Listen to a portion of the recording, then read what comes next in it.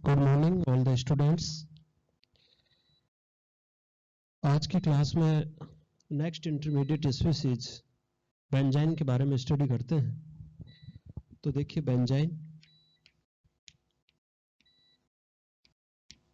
Benzene को ही अपन बोलते हैं एराइन, और इसी का एक नाम और है 1,2 डिहाइड्रो बेंजीन। तो ये बेंजाइन, एराइन, 1,2 डिहाइड्रोबेंजीन, जिसको अपन ऑर्थोबेंजाइन भी कहते हैं, तो ये इंटरमीडिएट स्पीसीज है। और एराइन और 1,2 डिहाइड्रोबेंजीन ये बेंजाइन के ही दूसरे नाम हैं। तो इस तरीके से यहाँ पर बेंजाइन की आप स्ट्रक्चर्स के बारे में सबसे पहले अपन स्ट्रक्चर्स देखते हैं।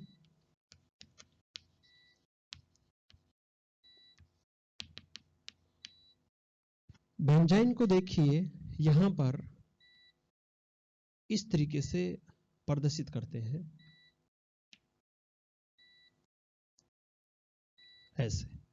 यहाँ पर आप देखेंगे कि जो बेंजाइन होते हैं उनमें एक एरोमेटिक सस्टक होता है। यहाँ पर 2 पाई इलेक्ट्रॉन्स, 2 पाई इलेक्ट्रॉन्स और 2 पाई इलेक्ट्रॉन्स, जो एज ए किसकी तरह है, बेंजीन की तरह है। तो जिस तरीके से बेंजीन में एक 6 पाई इलेक्ट्रॉन्स का लूप होता है, उसी तरीके से यहाँ पर जो बेंजाइन है उसमें भी 6 पाई इलेक्ट्रॉन्स का एक एरोमेटिक सस्टक होता है। और इस एरोमेटिक सस्टक के कारण से ये जो बेंजाइन है ये एरोमेटिक होती है। और ये जो एरोमेटिक सस्टक है वो इसके आउटर साइड में जो पाई बॉन्ड लाइक जो बॉन्ड है उसके साथ में कोई इंटरेक्शन नहीं करता है। तो बेंजाइन के केस में आपको इतना समझना है कि बेंजाइन जो इंटरमीडिएट स्पीशीज होती है उसमें बेंजाइन का जो एरोमेटिक सस्टक है वो जो थर्ड जो पाई बॉन्ड लाइक बॉन्ड है उसके साथ में कोई इंटरेक्शन नहीं करता है। ये जो बॉन्ड है ये एक अलग सिस्टम है, और ये जो एरोमेटिक सिस्टम है ये एक अलग सिस्टम है। दोनों के बीच में किसी टाइप का कोई इंटरेक्शन नहीं है। ठीक है, तो आपको ये बात एक ध्यान में रखनी है। दूसरा, यहाँ पर यूं देखिए कि ये जो पाई बॉन्ड लाइक बॉन्ड है, एज ए उसको पाई बॉन्ड की तरह ही मान सकते हैं, परंतु यहाँ पर अपन देखते हैं कि इस तरीके का जो पाई बॉन्ड फॉर्मेशन है वो अलग टाइप से होता है। जैसे कि आप जानते हैं कि जैसे बेंजीन है, बेंजीन की स्ट्रक्चर्स ऐसे होती है, और यदि इसको मॉलिक्यूलर ऑर्बिटल के द्वारा शो करें तो मॉलिक्यूलर ऑर्बिटल में आप देखेंगे कि बेंजीन का प्रत्येक कार्बन है उसमें sp2 हाइब्रिडाइजेशन होता है। और sp2 हाइब्रिडाइजेशन में आप जानते हैं कि sp2 हाइब्रिडाइजेशन से 3 sp2 हाइब्रिडाइज्ड ऑर्बिटल्स बनते हैं और वो ट्राइगोनल प्लेनर के रूप में ओरिएंटेड होते हैं।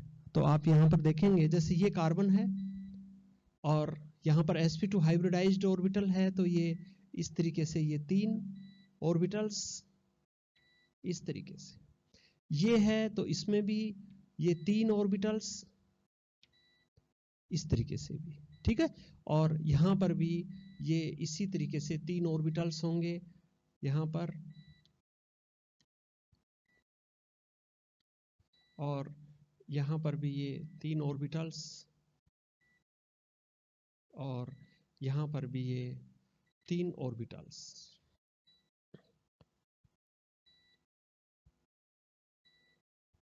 ये है ना 1 2 3 4 5, और ये 1 मिनट, इसको अपन सिस्टमेटिक लिख लेते हैं। जैसे carbon carbon carbon carbon carbon, और ये इस तरीके से कार्बन। तो यहाँ पर अपन देखेंगे कि 3 sp2 हाइब्रिडाइज्ड ऑर्बिटल्स हैं, ये 3, इसके भी जैसे ये 3 sp2 हाइब्रिडाइज्ड ऑर्बिटल्स, इसके भी ये 3 sp2 हाइब्रिडाइज्ड ऑर्बिटल्स, और 1 2 और 3। यहाँ पर sp2 हाइब्रिडाइज्ड ऑर्बिटल्स आपस में रिएक्शन करके यहाँ पर सिग्मा बॉन्ड फॉर्मेशन करते हैं, और इस तरीके से यहाँ पर 6 सिग्मा बॉन्ड बनते हैं। यहां पर ये जो ऑर्बिटल्स हैं, ये जो हैं, ये क्या है, सिग्मा बॉन्ड स्केलेटन है। ये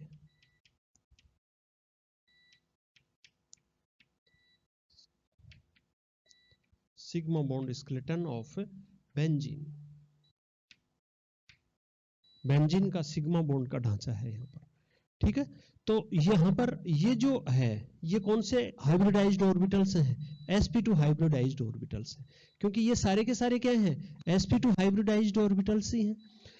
यहाँ पर 1, 2 और 3 sp2 संकरित कक्षक, 1, 2, 3 sp2 संकरित कक्षक, ये सारे के सारे sp2 संकरित कक्षक हैं।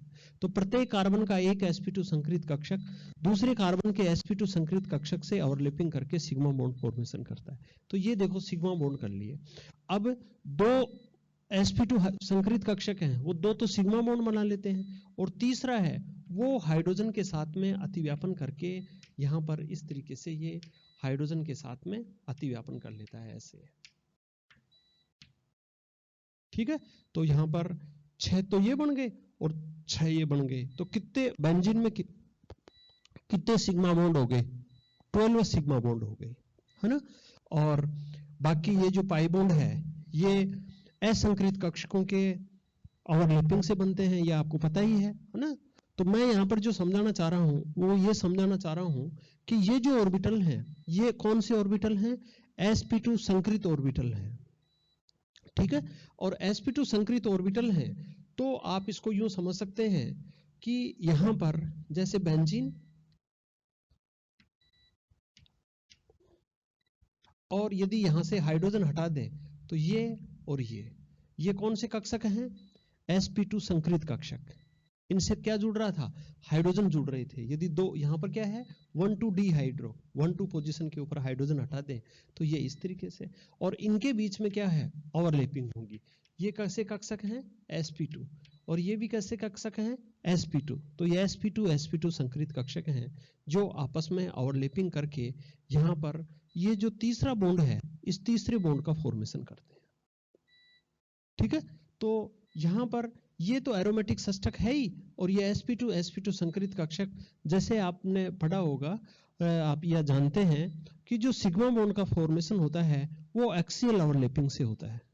जब बॉन्ड्स हैं वो एक दूसरे के आमने सामने से आते हैं तो वहां पर एक्सियल ओवरलैपिंग होगी और सिग्मा बॉन्ड फॉर्मेशन होगा।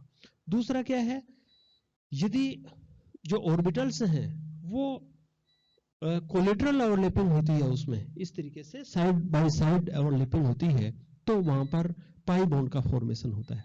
तो यहाँ पर ये कैसी ओवरलैपिंग है, इस तरीके की ओवरलैपिंग है, और इस तरीके की ओवरलैपिंग होगी तो यहाँ पर पाई बॉन्ड की तरह का एक बॉन्ड, अतिरिक्त बॉन्ड बनता है, जिस बॉन्ड को अपन इस तरीके से शो करते हैं, ठीक है।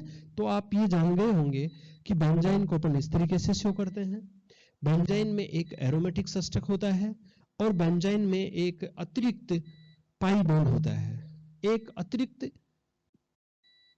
बॉन्ड होता है, ठीक है। और ये जो अतिरिक्त बॉन्ड है ये sp2 हाइब्रिडाइज्ड ऑर्बिटल्स हैं उसके ओवरलैपिंग से बनता है। तो ये इस तरीके से अपन sp2 हाइब्रिडाइज्ड है उसके ओवरलैपिंग से यहाँ पर इस तरीके से बेंजाइन की स्ट्रक्चर्स बनती है। तो ये स्ट्रक्चर्स और ये स्ट्रक्चर्स, इनको अपन बेंजाइन की तरह कहते हैं, ओके। दूसरी चीज अपन यूं कह सकते हैं कि बेंजाइन है यहां पर ये हाईली रिएक्टिव होता है,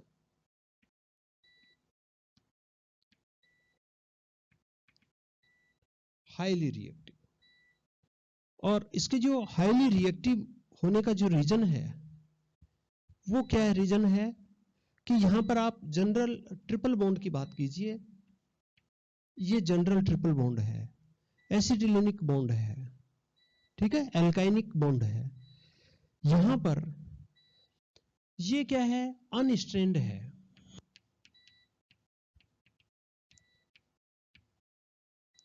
अनस्ट्रेंड बॉन्ड है, क्योंकि यहां पर आप देख रहे हो कि जब ट्रिपल बॉन्ड है तो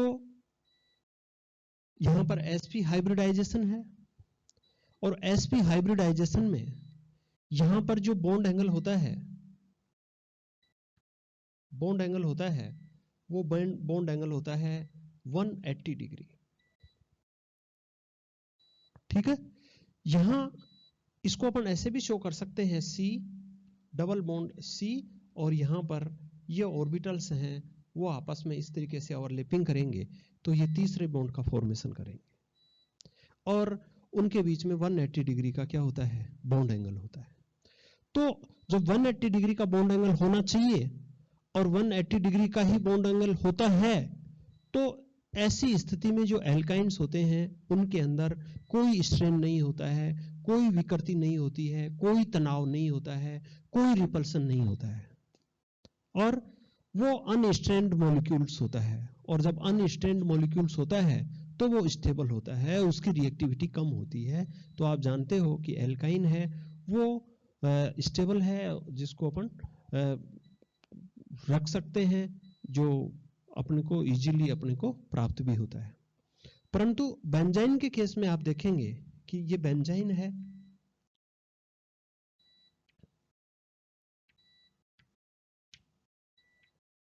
यहां पर, तो यहां पर ये जो बॉन्ड एंगल है वो बॉन्ड एंगल कितने डिग्री का होना चाहिए, 180 डिग्री का, पर यहां पर आप बॉन्ड एंगल देखिए कितने डिग्री का है, 180 से काफी कम है। और कम है तो यहां पर इस मॉलिक्यूल में क्या होगा, इस बॉन्ड को अपन क्या कहेंगे, स्ट्रेन बॉन्ड। अणु में तनाव होगा, प्रतिकर्षण होगा, विकृति होगी, और जिसके कारण से ये हाईली रिएक्टिव होता है। ठीक है, तो इस तरीके से इसको हाईली रिएक्टिव है वो अपन एक तो इस देख सकते हैं।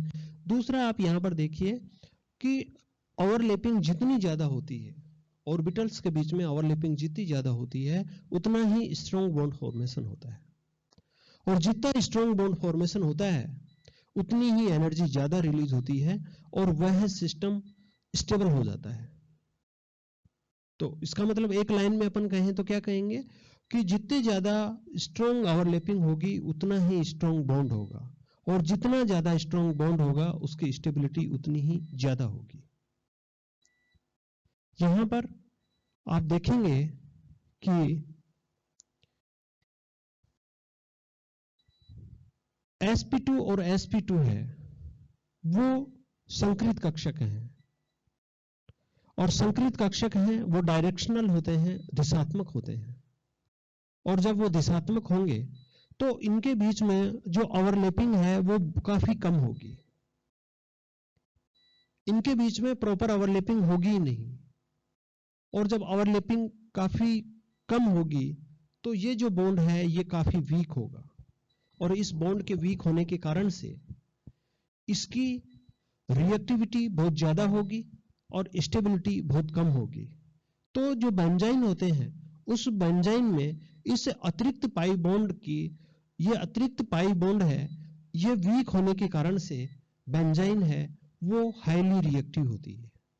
समझ गए कि बेंजाइन है वो हाईली रिएक्टिव क्यों होती है, क्योंकि बेंजाइन में जो अतिरिक्त जो पाई बॉन्ड बनता है वह पाई बॉन्ड फॉर्मेशन के दौरान काफी कम ओवरलैपिंग होती है, क्योंकि वो पाई बॉन्ड sp2 संकरित कक्षकों की ओवरलैपिंग से बनता है, और ये ओवरलैपिंग काफी कम होती है, जिसके कारण से ये बॉन्ड है ये काफी वीक होता है, और वीक होने के कारण से यहाँ पर जो बेंजाइन है वो काफी रिएक्टिव होती है, हाईली रिएक्टिव होती है और लेस स्टेबल होती है। तो इस कारण से बेंजाइन है वो एक मोर रिएक्टिव इंटरमीडिएट स्पीसीज होती है, जिसमें एरोमेटिक सस्टक के साथ में एक अतिरिक्त बंध पाया जाता है। ऐसी स्पीसीज को एराइन कहते हैं। ठीक है, तो बेंजाइन किसको कहेंगे, जिसमें एरोमेटिक सस्टक के साथ में एक एक्स्ट्रा बॉन्ड होता है उसको अपन बेंजाइन कहेंगे, और ये एक हाईली रिएक्टिव स्पीसीज होती है। ठीक है, तो ये आपकी ये स्ट्रक्चर से है जिसको अपन इस तरीके से रिप्रेजेंट कर सकते हैं। आपको पता होना चाहिए कि अतिरिक्त पाई बॉन्ड है वो किस तरीके से बनता है। यहाँ पर एरोमेटिक सस्टक है वो अपना इसको अपन ऐसे भी शो कर सकते हैं इसको यहाँ पर कि ये एरोमेटिक सस्टक है, ये तो डीलोकलाइजेशन करता रहता है, और यहाँ पर ये ऐसे। ठीक है, तो इसका मतलब इस ये जो एरोमेटिक सस्टक है वो इस बॉन्ड के साथ में कोई एक्स्ट्रा कोई इंटरेक्शन नहीं करता है। ठीक है। तो इस तरीके से अपन जो बेंजाइन है उसको इस तरीके से रिप्रेजेंट कर सकते हैं और इस तरीके से उसके हाईली रिएक्टिव होने का अपन रीजन दे सकते हैं। तो ये तो हो गया बेंजाइन की स्ट्रक्चर्स और बेंजाइन की high reactivity.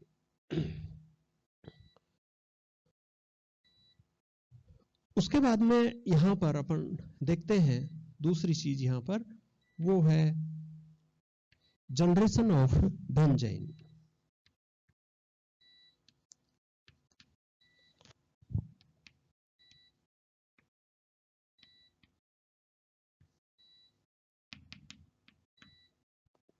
Generation of benzene है उसकी अलग अलग रिएक्शन है और अलग अलग रासायनिक अभिक्रियाएं हैं, उनके दौरान बेंजीन है उसका जनरेशन होता है। और फिर बेंजीन आप जानते ही हैं कि हाईली रिएक्टिव होता है, जो आगे फर्दर रिएक्शन करके प्रोडक्ट में चेंज हो जाती है। ठीक है। तो यहाँ पर अपन देखेंगे कि ऐसी कौन सी अभिक्रियाएं हैं जिनके दौरान जो बेंजाइन है वो बेंजाइन का जनरेशन होता है। तो देखिए यहाँ पर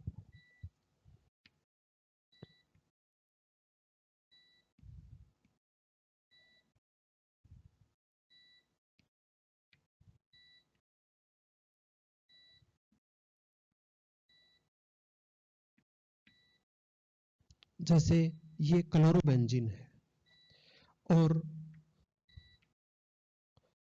यहां पर यदि अपन सोडामाइड के साथ में इसकी रिएक्शन करवाते हैं तो सोडामाइड है वो क्या है, एक क्षार है और उस क्षार में जो रिएक्टिव स्पीसीज है वो NH2 माइनस एज एक क्षार यूनिट की तरह ये बिहेव करता है। और जो क्षार होता है उसका जो वर्क है वो क्या होता है, वो एसिडिक हाइड्रोजन को अपनी ओर अट्रैक्ट करता है। तो यहाँ पर ये हेलोजन एटम है और हेलोजन एटम है तो यहाँ पर ये हाइड्रोजन है। तो ये हाइड्रोजन है वो इस हेलोजन एटम के पास में है और पास में होगा तो यहाँ पर ये हाइड्रोजन एसिडिक नेचर का होगा।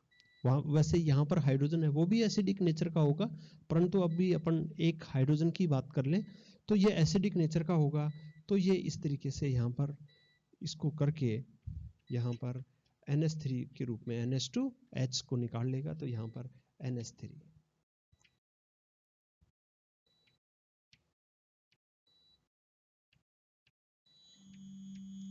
ये इस तरीके से यहाँ पर नेगेटिव चार्ज। ओके। यहाँ पर ये जब नेगेटिव चार्ज इस तरीके से मूव करेगा तो यहाँ पर ये क्लोरीन है वो एज ए क्लोराइड रिलीज होगा और एज ए क्लोराइड रिलीज होगा तो यहाँ पर Cl माइनस और Cl माइनस है तो यहाँ पर आप इस तरीके से यहाँ पर ट्रिपल बॉन्ड और इस तरीके से आप देखेंगे कि यहाँ पर बेंजाइन फॉर्मेशन होती है। इस चीज को आप इसके स्ट्रक्चर से आप जोड़ें तो देखिए आप इसकी स्ट्रक्चर से भी आप इसको यूं कह सकते हैं कि यहाँ पर जैसे ये H है वो H प्लस के रूप में निकलेगा, समझ रहे हो ना, प्लस के रूप में निकल रहा है तो वो इलेक्ट्रॉन है वो छोड़ करके जा रहा है और छोड़ करके जाएगा तो यहाँ पर जो sp2 हाइब्रिडाइज्ड ऑर्बिटल है उसमें क्या रहेंगे, इलेक्ट्रॉन्स रहेंगे। फिर यहाँ पर जो क्लोरीन एटम है वो मोर इलेक्ट्रोनेगेटिव एटम है और मोर इलेक्ट्रोनेगेटिव एटम है तो वो इलेक्ट्रॉन को अपनी ओर अट्रैक्ट कर रखता है और जब उसको तो जब भी वो रिलीज होगा क्लोरीन जो एटम है वो एज ए क्लोराइड आयंस के रूप में रिलीज होगा तो वो electron with electrons he release होगा, इलेक्ट्रॉन को साथ लेकर के ही रिलीज होगा। तो इस बॉन्ड के इलेक्ट्रॉन यहाँ चले जाएंगे तो इस कार्बन पर जो sp2 हाइब्रिडाइज्ड ऑर्बिटल्स है वो sp2 हाइब्रिडाइज्ड ऑर्बिटल्स है वो खाली रहेगा। ठीक है। यहाँ पर ये क्या हो जाएगा, खाली, और ये क्या है, भरा हुआ। फिर ये फुलफिल्ड sp2 हाइब्रिडाइज्ड ऑर्बिटल्स और एम्प्टी sp2 संकरित कक्षक ये दोनों आपस में क्या करेंगे, ओवरलैपिंग करेंगे और ओवरलैपिंग से इस तरीके से जो एक्स्ट्रा बॉन्ड है उसका क्या होगा, फॉर्मेशन होगा। तो ये बात क्लियर है कि इसके अंदर जो एक्स्ट्रा जो बॉन्ड बनता है वो sp2 हाइब्रिडाइज्ड जो ऑर्बिटल्स हैं उनकी कोलेटरल ओवरलैपिंग से ही बनता है और ये ओवरलैपिंग काफी कम होती है, इसी कारण से बेंजाइन है वो हाईली रिएक्टिव है। ओके। तो यहाँ पर ये जब भी अपन क्लोरोबेंजीन हेलोबेंजीन है उसकी रिएक्शन सोडामाइड के साथ में करवाते हैं, स्ट्रॉन्ग बेस की प्रेजेंस में करवाते हैं, तो अपने को यहाँ पर बेंजाइन है वो इंटरमीडिएट स्पीशीज के रूप में प्राप्त होती है। यहाँ पर अपन एक बात और भी यूं कह सकते हैं कि इस तरीके की जो मैकेनिज्म होती है, आगे अपन पढ़ेंगे रिएक्शन ऑफ द बेंजाइन, तो जो बेंजाइन का फॉर्मेशन होता है वो उन्हीं रासायनिक अभिक्रियाओं में होता है जिनमें एलिमिनेशन एडिशन प्रोसेस होती है। तो यहाँ पर आप देख रहे हैं कि यहाँ पर पहले एलिमिनेशन हो रहा है और उसके बाद में एडिशन होगा, जिससे क्या बनेगा, प्रोडक्ट बनेगा। तो ये एक तरीके की रिएक्शन है, उसके द्वारा अपन बेंजाइन जनरेशन को समझ सकते हैं। ओके, उसके बाद में जो सेकंड है, सेकंड में देखिए यहां पर अपन देखेंगे कि डाई हेलोबेंजीन भी ले सकते हैं यहां पर।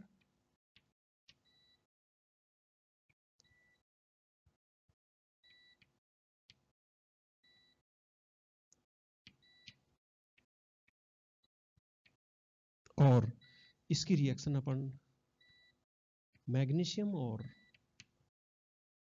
ईथर की प्रेजेंस में करवाते हैं, इसको गर्म करते हैं। तो यहां पर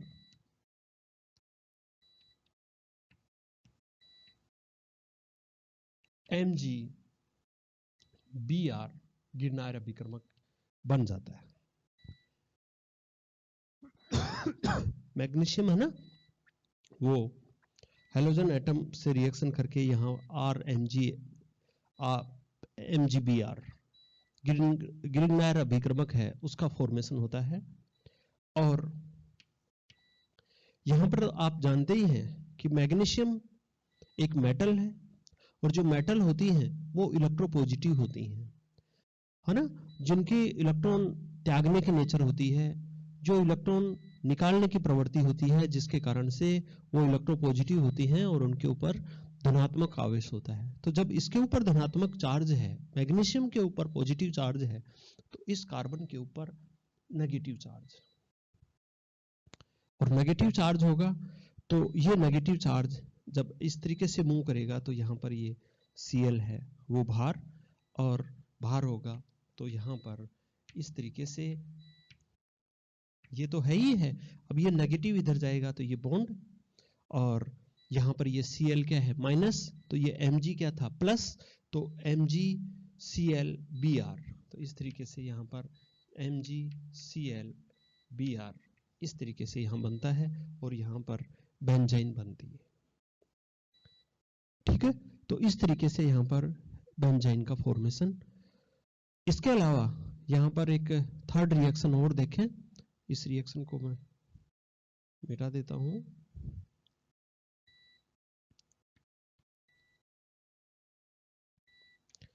जैसे अपन इस तरीके का कंपाउंड लेते हैं COH और यहाँ पर NH2, और जब इसकी रिएक्शन अपन 0 डिग्री सेंटीग्रेड पर HNO2 के साथ में करवाते हैं, तो जो NH2 समूह है उसका डाइअजोनियम लवण फॉर्मेशन होता है, और यहाँ पर ये इस तरीके से COOH और यहाँ पर N2 plus Cl minus diazonium salt बनता है। जो HNO2 है वो इन situ बनता है, तो ये सोडियम नाइट्राइट और HCl इनकी प्रेजेंस में ये जब ये लेते हैं ना, तो यहाँ पर देखो HNO2 और NaCl, तो ये इस तरीके से डाइअजोनियम क्लोराइड बनेगा।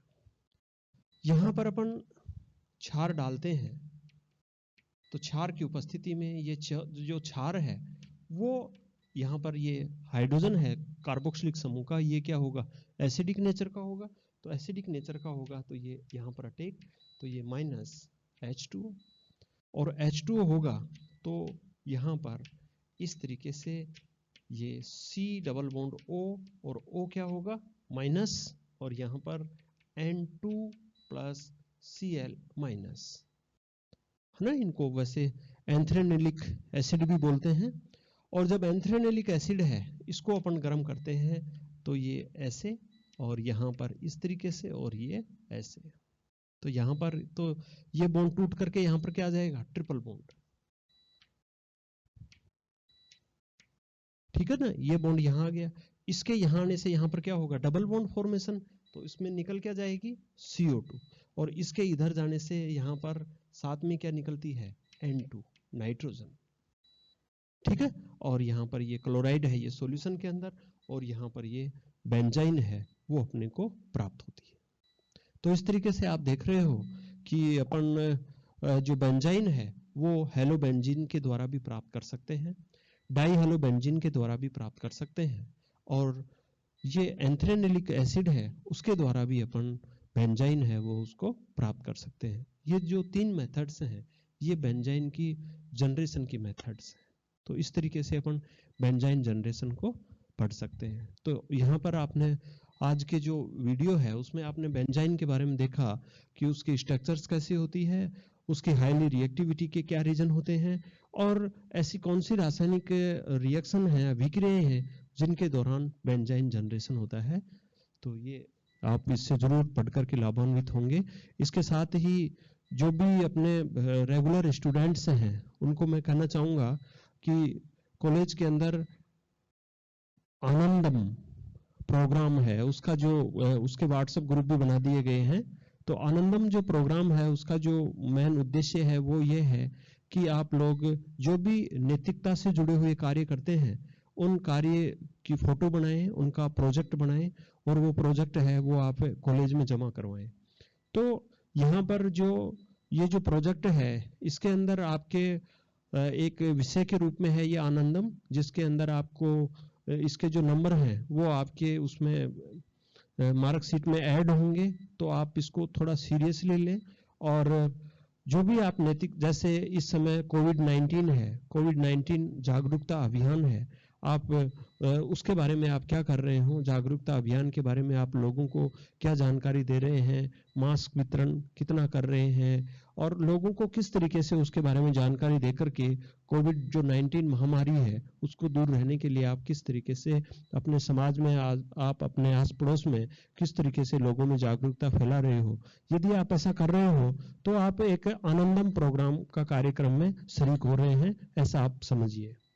ठीक है, तो इस तरीके के बहुत सारे प्रोजेक्ट वर्क हैं। आपको क्या क्या वर्क है जिनके ऊपर आप अपना प्रोजेक्ट बना सकते हैं, ये आपके व्हाट्सएप ग्रुप पर सेंड कर दिया गया है, और इसलिए आप प्रोजेक्ट के लिए भी तैयार रहें, और आप जो भी ऑनलाइन क्लास हैं उनके लिए भी तैयार रहें, और ऑनलाइन क्लास लेकर के आप अपनी स्टडी को कंटिन्यू रखें। यहाँ पर अब कॉलेज में 7 तारीख से लेकर 6 तारीख से, और ये 16 तारीख है, 16 दिसंबर तब तक डॉक्यूमेंट्स भी जमा कर रहे हैं फर्स्ट ईयर के बच्चों के। तो जैसे डॉक्यूमेंट्स जमा करते समय कई बच्चों से पूछताछ की तो उनको पता ही नहीं कि किस तरीके से ऑनलाइन वीडियो है वो कॉलेज के द्वारा प्रसारित किए जा रहे हैं। वो किसी दूसरे के नंबर दे रखे हैं, किसके पास नंबर नहीं है। तो सभी बच्चे यहाँ पर आकर के अपने व्हाट्सएप ग्रुप के द्वारा यहाँ पर जानकारी दें कॉलेज में, और व्हाट्सएप ग्रुप में जुड़े, और जो भी कक्षाएं हो रही हैं कॉलेज में अनवरत सभी विषयों की कक्षाएं लगातार जारी हैं, तो आप उसको ऑनलाइन टीचिंग करके लाभान्वित रहें, और अपने जो सब्जेक्ट है उसकी तैयारी रखें, ताकि आप लोग BSc फर्स्ट ईयर में की जो एग्जाम है उसमें आप आसानी से सफल हो सकें। धन्यवाद।